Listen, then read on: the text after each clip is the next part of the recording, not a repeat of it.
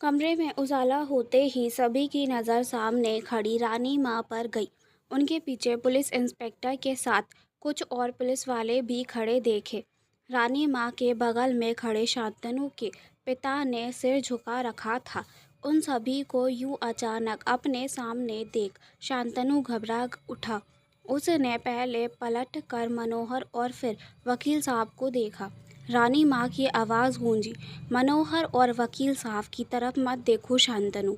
आज भी वे मेरे लिए ही काम करते हैं। वे बस तुम्हारे साथ होने का नाटक कर रहे थे। कुछ लोग और कुछ रिश्ते आज भी बिकाऊ नहीं हैं। यह सब कैसे? वह साया अरुणिमा शांतनु बड़बड़ाता हुआ नीचे बैठ गया। मृणाल की तरफ इशारा करते हुए रानी माँ बोली, मैं शर्त दी जीत गई मृणाल। तुम्हें लगा रहा था कि शांतनु जैसा पढ़ा लिखा लड़का भूत प्रेत के बुलावे में नहीं आएगा, लेकिन मैं जानती थी कि शांतनु जैसे लोग कानून से भले ना डरे पर अपने पाप को जिंदा होते देख जरूर डर जाएंगे। अरुंधति ने हैरत में भर कर पहले रानी माँ को और फिर मृणाल को देखा। यह बात साफ हो गई कि मृणाल इस सब के बारे में पहले से जानता है। वह बोली, नानी माँ, आपने मुझे अंधेरे में क्यों रखा? तुम पर पहले से ही बहुत प्रेशर था। रानी माँ ने आगे बढ़कर अरुंधति को गले लगा लिया। अरुंधति ने पूछा, लेकिन शांतनु आपको मारना क्यों चाहता है? रानी माँ के होठों पर भेद भरी मुस्कान खेल गई। बोली, इसका जवाब शांतनु खुद देगा। शांतनु जवाब देने में आनाकानी जरूर करता, लेकिन अपने पीछे खड़े तगड़े कांस्टेबल के डर से उसे बोलना ही ठीक लगा। बोला, आपने पापा के दबाव में आकर मुझे पिछली छुट्टियां यहीं आपके होम स्टेट में बितानी पड़ी। वे चाहते थे कि मैं अरुंधति से मिलूं। मैं मिला भी और 2-4 डेट्स के बाद ही अरुंधति ने मुझे प्रपोज कर दिया। याद है ना डार्लिंग? शांतनु ने रुक कर अरुंधति को देखा तो उसने गुस्से में अपना मुंह दूसरी तरफ घुमा लिया। वह थोड़ा हंसा और फिर बोलना शुरू किया, इतना तो आप सभी मानेंगे, आई एम क्वाइट चार्मिंग। तभी तो बेटी के साथ माँ भी पैकेज डील में मिल गई। मुझे क्या प्रॉब्लम होती? अरुंधति के साथ से शादी तय हो जाने के कारण पापा की नाराज़गी भी ख़त्म हो गई थी। मुझे अरुंधति के साथ अपना फ्यूचर सेफ लगा और स्वर्णा के साथ बिस्तर। वैसे भी स्वर्णा और मेरा ओपन रिलेशनशिप था, कोई बंधन नहीं। प्रॉब्लम अरुणिमा के आने के बाद शुरू हुई। सी वॉज ए विच। पता नहीं कैसे, पर उसने मुझे पहचान लिया था। मैंने उसे अपने चार्म से फंसाने की भी कोशिश की, लेकिन वह पता नहीं किस मिट्टी की बनी थी। तुम उसे समझने की कोशिश भी मत करो। तुम्हारे गंदे दिमाग में उसे समझ पाने की ताकत नहीं है। अरुंधति कांप उठी तो रानी माँ ने उसे संभाला और खड़ी आवाज में बोली, जवान संभाल कर बोलो शांतनु। Okay okay sorry. अब आगे बोलूं या चुप हो जाऊं? नाटक मत कर, आगे बोल। जब पुलिस वाले ने शांतनु को डांटा तो उसने फिर बोलना शुरू किया, मैंने ही स्वर्णा के दिमाग में यह बात डाली कि अरुणिमा मेरे प्यार में दीवानी हो गई है। लेकिन सच कहता हूँ, वह हादसा मैंने प्लान नहीं किया था। बस इस शादी का टूटना मैं अफोर्ड नहीं कर सकता था, इसीलिए मैंने अरुणिमा को बचाने की कोई कोशिश नहीं की। और रानी माँ, उन्हें मारने का प्लान तो बनाया ना तुमने? पुलिस इंस्पेक्टर ने पूछा। जी, लेकिन वह मेरी मजबूरी थी। मर्डर करने की कैसी मजबूरी भाई? ज़रा हम भी सुने। इंस्पेक्टर ने दोबारा कहा। सर, हम उस हादसे के बाद सब कुछ बदल गया। शादी की डेट आगे बढ़ गई। अरुंधति भी गुमसुम रहने लगी। रानी माँ का व्यवहार भी मेरे साथ रूखा हो गया था। तब तक मनोहर को मैंने अपने साथ मिला लिया था। वही मुझे यहाँ की खबरें दिया करता। मैं तब रानी माँ को डराने और फंसाने के नए नए मंसूबे बनाता था। फिर इन्हें मारने का भी ख्याल आया, पर जब मुझे इनकी बीमारी का पता चला तो मैंने आइडिया ड्रॉप कर दिया। अब जो वैसे ही मरने वाला हो, उसे मार कर मैं अपने हाथ गंदे क्यों करता? फिर प्लान दोबारा क्यों बनाया? बोल। शांतनु के पीछे खड़े कांस्टेबल ने उसे धक्का दिया। उसके लिए मेरे पापा श्री जिम्मेदार हैं। अचानक से उन्हें मेरे खर्चों और लाइफस्टाइल से प्रॉब्लम होने लगी। उन्होंने मुझे जायदाद से बेदखल करने की धमकी दे डाली और इतना ही नहीं, उन्होंने मुझे यह भी बताया कि रानी माँ को भी मेरी हरकतों का पता लग गया है। अब इससे पहले कि वह अरुंधति को कुछ बताती, मैंने मनोहर के साथ उन्हें चुप कराने का प्लान बना लिया। महारानी के मरने के बाद छोटी रानी और राजकुमारी को संभालना मेरे लिए कोई मुश्किल काम नहीं था। मनोहर ने ही वकील साहब को हमारे प्लान में होने के लिए राज़ी किया, पर अब पता चल रहा है कि मेरे साथ ही खेल हो गया। मनोहर ने उसका कॉलर पकड़ा और खींचकर रानी माँ के पास खड़ा कर दिया। रानी माँ उसकी आंखों में घूरते हुए बोली, मैंने उस रात तुम्हें टेरेस पर देख लिया था, लेकिन स्वर्णा को नहीं देख पाई थी। बस इतना पता चला कि कोई और भी वहाँ था। बस उस कोई और को राज जानने के लिए सारा नाटक करना पड़ा। वाह, आप तो एक्टर के साथ डायरेक्टर भी अच्छी निकली, शांतनु ने चिढ़कर कहा। थैंक्स, तुमसे ही सीखा है। रानी माँ मुस्कुराई। मैं मनोहर को पहचानने में धोखा खा गया, शांतनु ने कहा। हाँ, क्योंकि दोस्ती, वफादारी, प्यार और सम्मान जैसे शब्द का अर्थ तुम जानते ही नहीं। मनोहर मेरे कहने पर ही तुम्हारे साथ मिला था। जब तुमने मनोहर को अरुंधति के कमरे में वह खास पुतला लटकाने को कहा, मैं तभी समझ गई थी कि तुम मुझे फंसाना चाहते हो। आखिर वे पुतले मेरे कहने पर जो बन रहे, इससे एक तरफ अरुंधति को डराने का दोष मुझ पर आ जाता, तो दूसरी तरफ पुलिस वालों का शक भी मुझ पर ही जाता। मेरे प्लान के लिए तुम्हारा मनोहर पर भरोसा करना बहुत ज़रूरी था। सो मनोहर ने किया वह जो तुमने करने को कहा, लेकिन उसने तुम्हें बताया वह जो मैंने उसे बताने के लिए कहा। पुलिस तो मेरे साथ हमेशा से ही थी। और ये डेड बॉडी, अरुंधति ने पूछा, इसके लिए इंस्पेक्टर साहब को धन्यवाद करना होगा। हमने तो अपना काम किया रानी माँ। तभी अरुंधति फिर बोली, उस रात टेरेस पर मैंने और आपने दोनों ने ही शांतनु को देखा था। उसके बाद जैसा आपने कहा मैं करती चली गई। यह भी समझ में आ गया कि वकील अंकल, पुलिस और मनोहर सब आपके साथ हैं। लेकिन इसमें मृणाल का क्या रोल है? इस बात का जवाब मृणाल ने दिया। मैं इस नाटक में मनोहर की गलती से फंस गया। मतलब हुआ यूं कि शिमला से लौटते समय मैंने मनोहर को रानी माँ की गाड़ी खाई में फेंकते हुए देख लिया।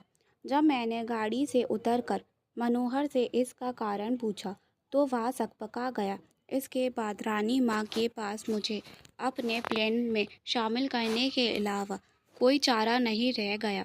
वैसे पहले प्लान कुछ और था, लेकिन जैसे ही मैंने स्वर्णा और शांतनु को पहचाना और इस बारे में रानी माँ को बताया, प्लान को पूरी तरह से बदल देना पड़ा। वैसे रानी माँ शांतनु के बारे में सही थी।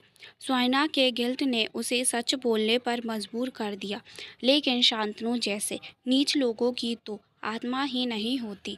ऐसे लोगों से सच निकलवाने के लिए भूतों को ही आना पड़ता है। तभी पुलिस इंस्पेक्टर ने कहा, रानी माँ, सब कुछ रिकॉर्ड हो गया है। अब हम इन्हें लेकर निकलें। बिल्कुल, आप तुरंत अपराधियों को लेकर निकलें। और हाँ, मेरी बेटी होने के कारण किसी अपराधी को स्पेशल ट्रीटमेंट नहीं मिलना चाहिए। जी रानी माँ।